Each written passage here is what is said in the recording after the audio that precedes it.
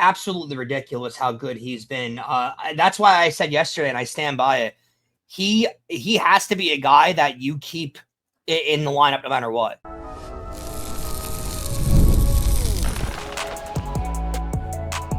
You are Locked On Yankees, your daily New York Yankees podcast.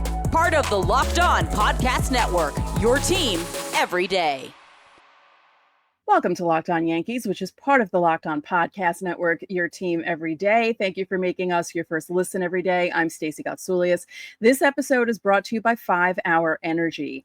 Enter for a chance to win a dream golf trip for two to any golf tournament in the USA.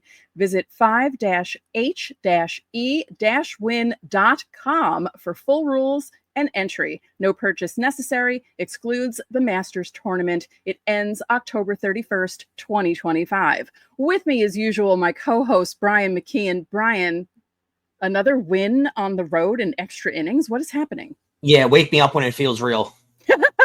Before we get started, don't forget, subscribe to Locked On Yankees on whichever podcasting platform you prefer. Subscribe to our channel on YouTube, like our videos, and hit the bell so you're notified when those videos go live. We have a TikTok page. If you're there, follow us, if you can, at LockedOn_Yankees. On today's show, we preview the big 4-game series against the Red Sox, which begins tonight in the Bronx. Should we be nicer to the Yankees? Should we have more faith in the Yankees? We're going to talk about that in segment 2. But first, this game, I think, took 3 years off my life. And a game on August 20th should not do that. This is what this team has done to me. Yeah, no, it's crazy. This was one heck of a game. Let's start off with Cam Schlittler. Yes. The best he's looked as a Yankee by far, not even close. I think he's solidified himself as a full-time major leaguer on this roster, on this pitching staff going into next season. Mm-hmm. You've seen enough this year to know that he is in this rotation. Full on. He's been that good.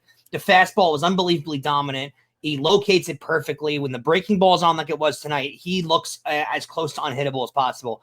Especially what you're already mentioning, his height is such a factor there. He looked outrageous in this game. Lost a little bit of gas late in the game, but he hasn't pitched that many pitches before, really. So it was expected. But overall, what a performance out of him.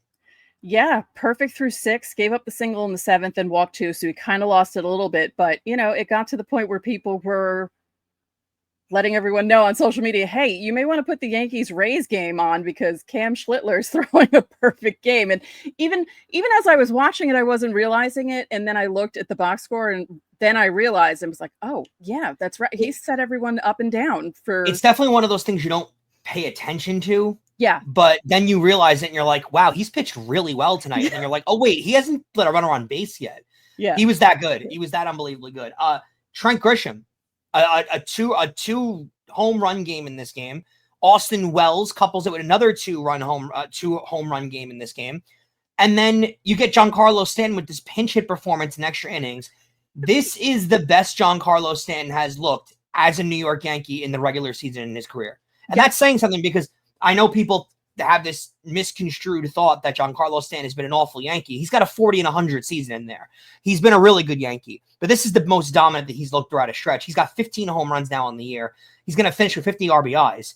He's been unbelievable, and that's off a pinch hit appearance where before this year, Stacey, he was known as an awful pinch hitter. Oh, yeah. Yeah. And now he's been terrific.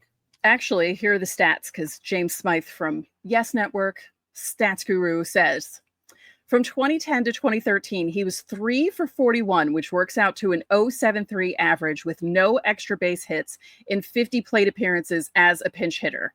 And from 24 to 25, he's 6 for 12. Obviously, that's 500 with 3 doubles, 2 home runs in only 14 plate appearances as a pinch hitter. Absolutely ridiculous how good he's been. That's why I said yesterday, and I stand by it. He has to be a guy that you keep in the lineup no matter what. You can't be going with the rest days. They need to win these games. Look at the ground they made up by going 5-0 on this road trip. You sweep the Cardinals in those 3 games, and then you sweep the Rays in these 2 games. The ground they made up is insane, and the Blue Jays lost again today. Yesterday, which is crazy. They keep losing games. It's, dare I say, I don't think they're going to do it, but they could. The division is actually within reach. Of course Crazier, it is. It's crazier August stuff 20th has happened as we record this.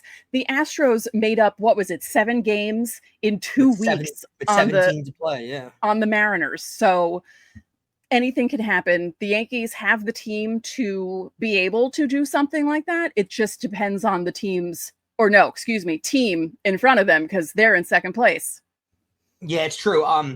So this game did get a little nerve-wracking in your seat, though, right? Because you didn't have a problem with the bullpen decisions up until the end, and we'll get to that in a second.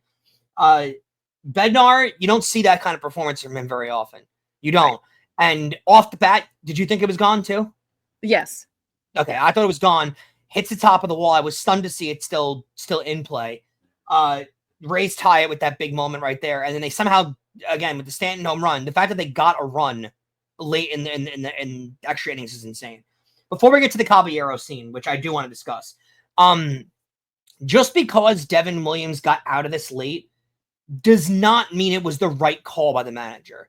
Right. Like, if we're going to play Monday morning quarterback with every decision, we can also say, hey, the decision that was made was wrong, and it just happened to work out. Because that's what happened here. Right.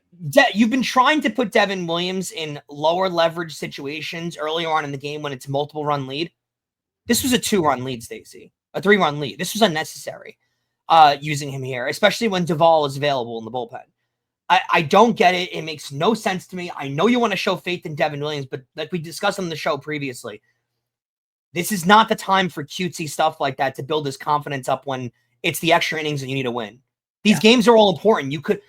I was not going to be happy if they lost this game and it's like, oh, well, you went 4-1 on the road trip. No, you needed to go 5-0. That's how far behind they fell in the standings.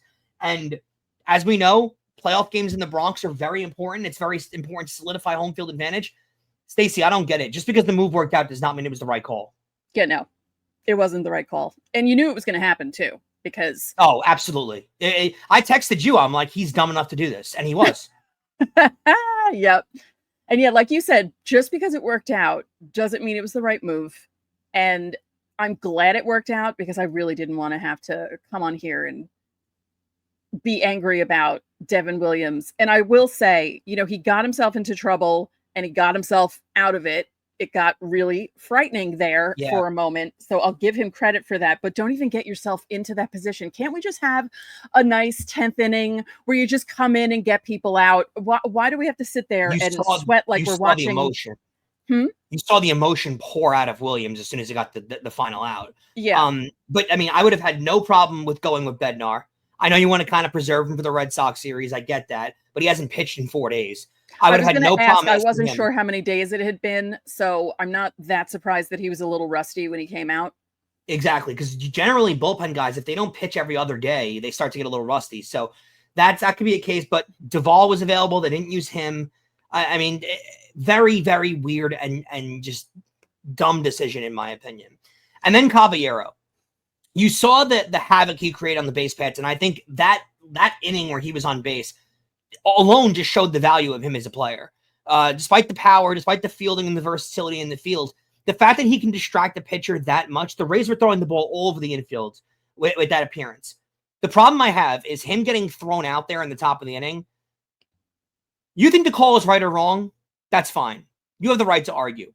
Let Aaron Boone walk out there and scream and throw a temper tantrum and get thrown out of the game. Yeah. You need to be more mature to not get thrown out in that spot, because by him getting thrown out, they were short on the bench and they had to put Stanton in the field, which they clearly were not intending on doing all day. They did not want to do that. No. So I like him as a player a lot, and the Yankees do too.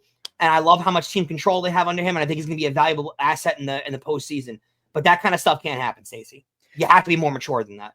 Yeah, that was. I will say, Fairbanks really wanted to get him out at first because he even threw from the side of the mound. He wasn't even near the rubber when he threw that third time or the second time. Like, he so wanted to get him out. It was kind of funny. But having that in the pitcher's head is valuable. It's a distraction. Right. Well, I said when I texted you after he got the hit, I said he's the reason why Lau rushed that throw, because he was booking it down the line.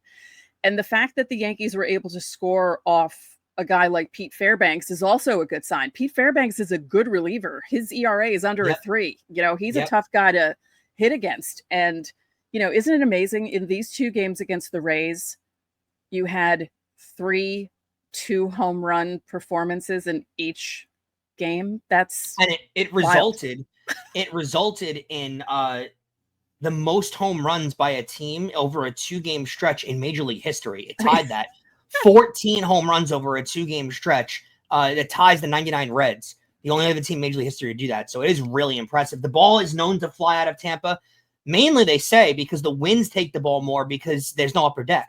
right. So there's no ability to stop the wind. Once that ball gets in the air over that short deck, the ball just flies.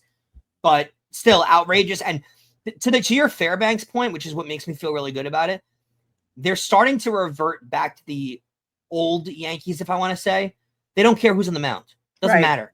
They're gonna beat you whether you have a 7 ERA or a 1 ERA. It doesn't really matter. Well, even Rasmussen, the starter, we were worried about that matchup because he was coming in with an ERA lower than 3, and it didn't matter. They didn't care. Yeah, it was great. It was the kind of game that they wouldn't have won 3 weeks ago.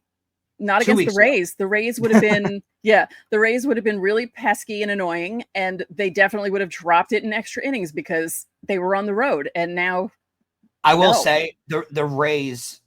This isn't a Rays show, but they do reek of a team that's just done with the season. A little bit, yeah. Guys giving at bats away, like they look like they're done. Yeah. I will say the thing that cracked me up before we end this.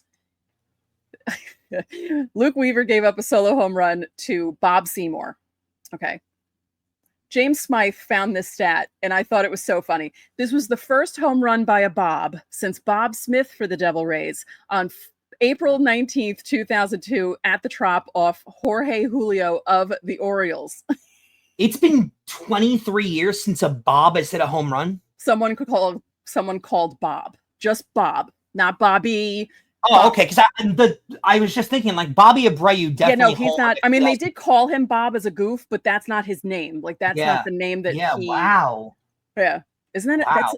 I don't know how they find these stats. Like, I understand how they do other stats, but that's a really funny one. Also, Bob Seymour sounds like someone who either played in the 1870s or the 1970s. I can't decide. Oh, I was thinking like dad of 3 that works in a coal mine in the 1950s. Oh, yeah, that would work too.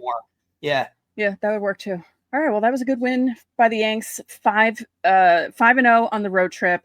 They're coming into their series with the Red Sox strong. We will talk about that in segment 3. Don't forget, subscribe to the channel, hit the like button on our videos, hit the notifications so you know when our videos go up. You can also join the Locked On Yankees Insiders Club. The link is in the description. You get text from us. You can text us questions, comments, reactions to trades and signings. We send out the lineups during the season, roster moves, and breaking news so you don't have to check social media. There is a 14-day free trial, and I noticed there was a new insider, so welcome to you. I won't say your name, but if you submit a Fan Mail Friday question, maybe, hint, hint, we will tell everyone your name.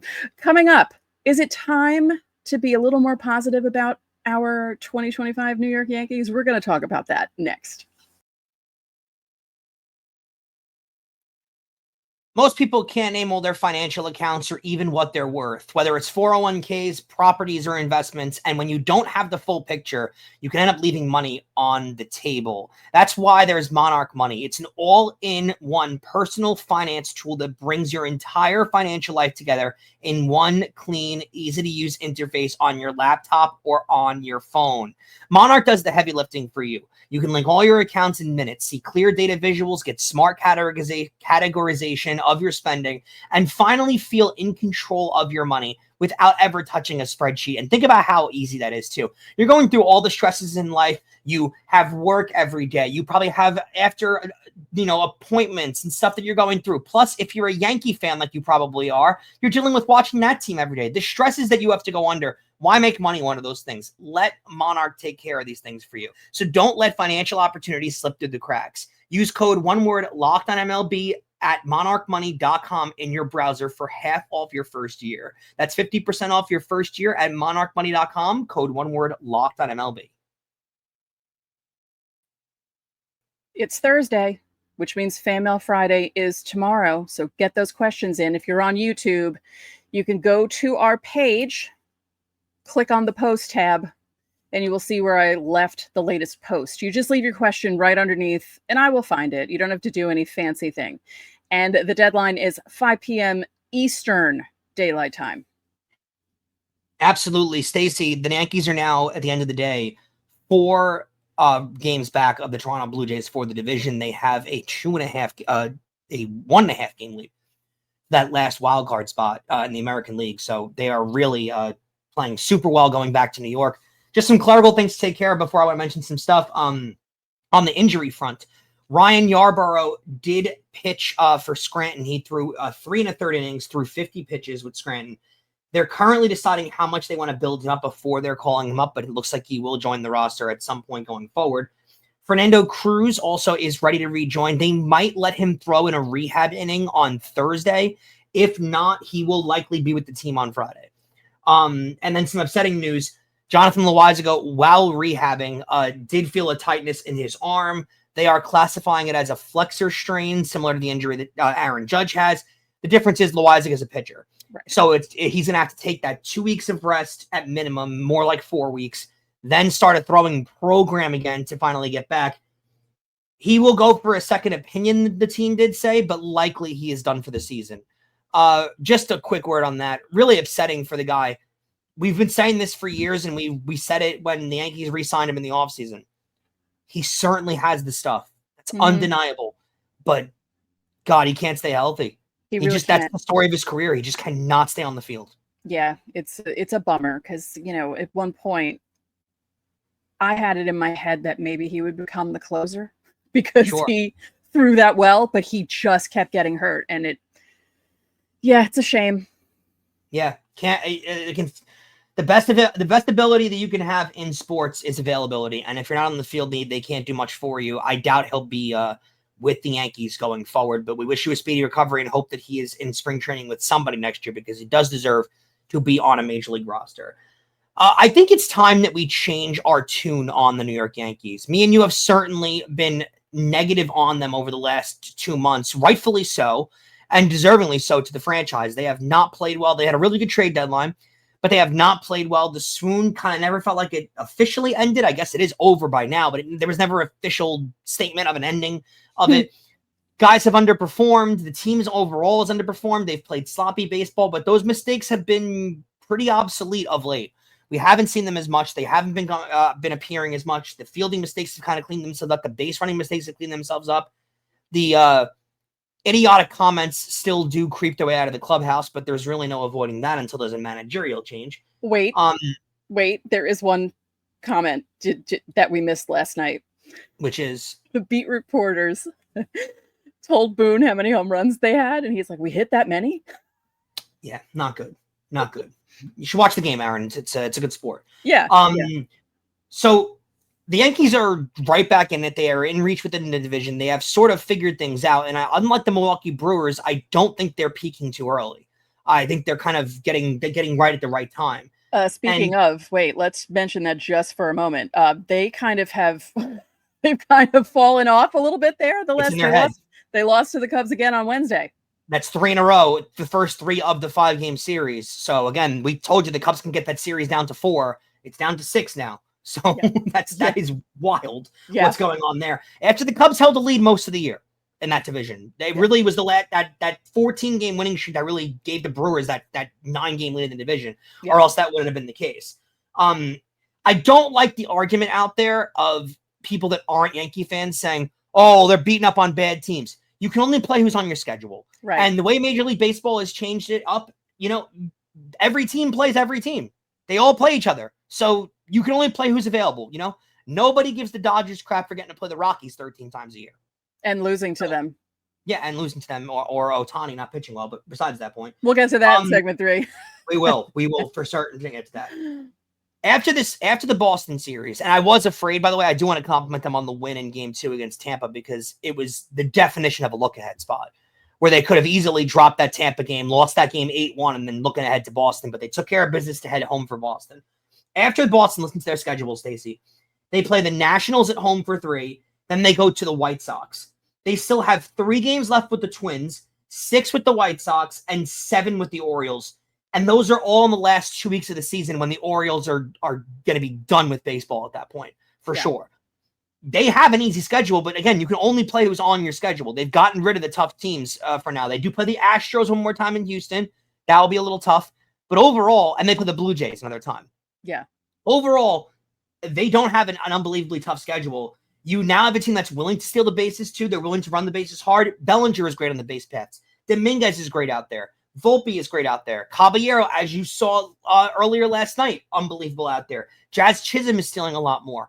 You have a different kind of ball club. The power, like we've discussed, is already there. The havoc on the base paths is there. They have proven over the last really week and a half they are able to score runs without depending on the long ball. Now, exclude the Rays series for a second and entertain me.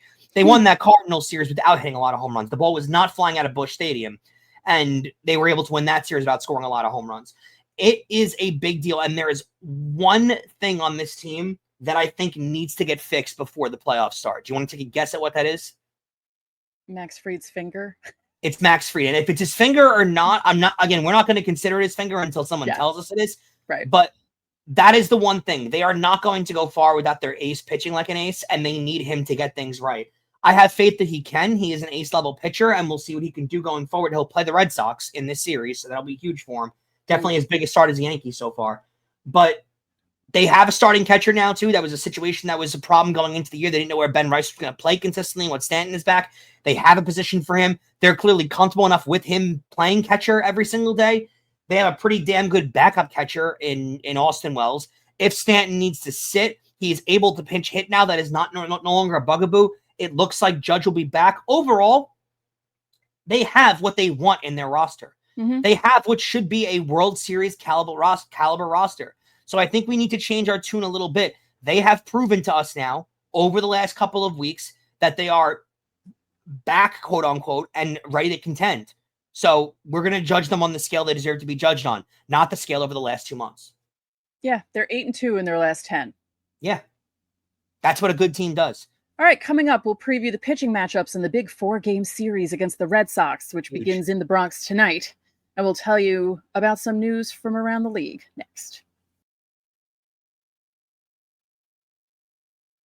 It's time to fuel up and turn it up with 5-Hour Energy Transfusion. This grape, ginger, and lime-flavored shot brings the iconic taste of a golf course favorite to a non-alcoholic boost. Perfect for sinking birdies or making great memories with friends, it's a hole-in-one for your energy game. Whether you're out on the course or just need a little extra push to power through your day, 5-Hour Energy Transfusion delivers the clubhouse flavor you love without ever leaving the green. And, there's a lot of things that you can go out there on the golf course and, your day is tiring sometimes. You have a whole day full of golf. And you know what? 5-Hour Energy just helps you get through the day. And there's always people that are complaining about being tired on the golf course. Give them one of these. Get your friends involved. It's perfect to get out there. It's perfect for the golf course. Everyone loves the camaraderie with your friends out on the golf course. I'll be playing in San Diego on Friday on a golf course. It's all a great summer sport, and it makes it even better with 5-Hour Energy by your side. Tee up that trip. Visit 5hewin.com for full rules and entry. No purchase necessary. Excludes the Masters tournament. Ends October 31st, 2025. And not only do we cover your team every day, but we're also giving you instant episodes after every single game. Check out the Locked On Yankees postcast. It's hosted by Jay Berman, and it appears right here on the Locked On Yankees podcast feed. It also streams on our YouTube channel. Get rapid reaction to all the biggest moments with the Locked On Yankees postcasts. Stacey, I feel like we should break down the Red Sox starting matchups today because Fan Mail Friday usually takes up a lot of our time throughout the entire episode. So I feel like it would be a good day to break down those. Well, I mean, we have to because it's it starts tonight. So that's usually what we do. Yeah. I don't know what I'm thinking. So to your, they did give you a little early birthday present here. Thursday, you're gonna get a Fox game, so you'll get to watch the game on your favorite channel to watch baseball on. A 7:15 start on your favorite channel for baseball. Lucas Giolito 8-2 with a 3.63 ERA. That is in hitting distance for the Yankees. It's not a 5 and it's not a 2 ERA, so they are good there. He'll go up against Luis Gil, who's coming off his best start of his short season, 1-1 with a 5.14 ERA. A little skewed because of his first start out there. So. Friday's game will be a Prime Video game, so the first 2 games of this series, 3 out of the 4 games of this series, in classic Yankee Red Sox fashion, not on Yes. Great, right? Friday's game will be Prime Video, 7:05. Brian Bello, 9-6 with a 3.23 ERA. will go against Max Fried, 13-5 with a 3.26. This is a huge start for Max Fried. It's Brian Bayo, like Scott Baio. Oh yeah, it is Brian Bayo. I actually know that. That's more frustrating. Oh well, he's not Yankee. Guys' names get pronounced. Who cares? No, we're kidding. We're kidding. I'm recording Brian. this at 11:44 at night, so you get the point. I'm sorry, Brian Bayo. Pitched terribly on Friday. Saturday will be a yes game, 105. That's your afternoon game of this series. Garrett Crochet will go 13-5 with a 2.43 ERA. He has 196 strikeouts on the year, so he will likely get to 200 against the Yankees. So look forward to that. Yeah. Will Warren will oppose him 7-5 with a 4.25 ERA, but he's been really good over his last couple starts. So we'll see what he can give them. And then Sunday will be a 7 p.m. start. It'll be an ESPN game. Dustin May, newly acquired Red Sox, 7-9 with a 4.59 ERA. He'll go up against Carlos Rodon, 13-7 with a 3.24. He has 169 nice strikeouts on the season. Well, hopefully he can get to 200 at some point going forward. I will be recording Sunday's show, Stacey, from Caesar's Palace in Las Vegas. Huh. So I'm looking forward to that. I will see you after Sunday Night Baseball on our stream, and then I'll see you guys on Sunday MLB Game Night from Caesar's Palace, also discussing after that game. So should be a lot of fun. Looking forward to it. Getting ready for football contests and all that kind of stuff. Some news from around the league. There's a lot to discuss. I want to do some trivia with you. After homering on Tuesday night, Aaron Judge now has two active ballparks left where he has not hit a home run. Now, he has officially homered after homering against the Cardinals. He has officially homered against every team in baseball, except the Yankees, obviously. There are two ballparks he has not homered in. You want to guess the two? I know one's the Nationals, right? I saw. Yeah. So it's fun thing about that one. He has not homered there in a regular season game, but he did homer in the All-Star game. Because I was like, I know he hit one in that park because I can picture where it went. So, okay. I thought I don't know if I thought maybe it was the Mandela effect and I was just misremembering things, but I knew he hit there at some point. Okay. But I can't think of the other one. Wrigley Field. Oh, right. Yes. Yeah. So next year he'll have the chance and the Yankees go there. So that should be a fun thing to look forward to. Which is crazy the amount of years that he's played in the league, and he's already at that point where he's homered against every team. It's insane. Everyone's been got. Considering when he's healthy, he usually hits 50+ homers. Wild. The Pirates are calling up their number one pitching prospect and the number one pitching prospect in all of baseball, Bubba Chandler. What a name. Fantastic baseball name. Yeah, fantastic. Just what a name. So good. Shohei Ohtani gave up 5 runs to the Rockies in his Wednesday night start. This is the first start they were allowing him to go a little longer and give him a longer leash. Well, it did not work out for them. The Dodgers, their record now is 16-23 since July 4th. They're not playing good baseball. The Padres have overtaken an 11-game lead that was 1 point in the National League West. It's been under-talked about because of how bad they've played, but they are playing really bad, Stacey. But isn't this odd? Because they've been playing so bad, but then they swept the Padres over the weekend. It's almost like they're kind of like on a warm-up in the regular season because they know they're making the playoffs and they play almost down to teams that they shouldn't play. You shouldn't really play down to the Rockies. It feels like they're playing with their food. They're playing with their food. They know where they're going. The Padres. Okay, let's, But you know hype what? Ourselves up for this. To give a counterpoint, they've done that stuff before. I mean, before they won the World Series last year, they were good almost every single year. And there were plenty of years where they would just kind of skip into the postseason like, yeah, we know we're going to be there anyway. And then they'd lose in the first round to the Reds, because they would get caught off guard. The Padres, as we currently record, are in the 7th inning and they're up 6-1 on the Giants. So that lead in the division, Stacey, after when you guys watch this episode, is with all likelihood going to be a half-game lead for the Dodgers on the NL West. That is crazy. It was an 11-game lead at one point. And the Padres aren't bad. They're a really good team. They've just played really well in the month of July and August, and the Dodgers have not. But the Padres were ahead of them before this weekend. Yeah. Before last weekend, yeah. They took ahead of them. But again, that's what's so weird. You get swept by the Dodgers there, and then they go to the Rockies, and at best they can now split that series, which is unacceptable, to say the least. Victor Robles did get a 10-game suspension for throwing that bat, probably worthy, and actually feels a little light for throwing a bat. Again, he threw a bat. And this is crazy. Vlad Guerrero Jr. limped off the field. They thought it was going to be a lot more serious. He went for an MRI. All the imaging was clear, but it was on his hamstring. They apparently are going to take it very, very slow due to precaution with Vlad Guerrero, which is smart. They're going nowhere without him.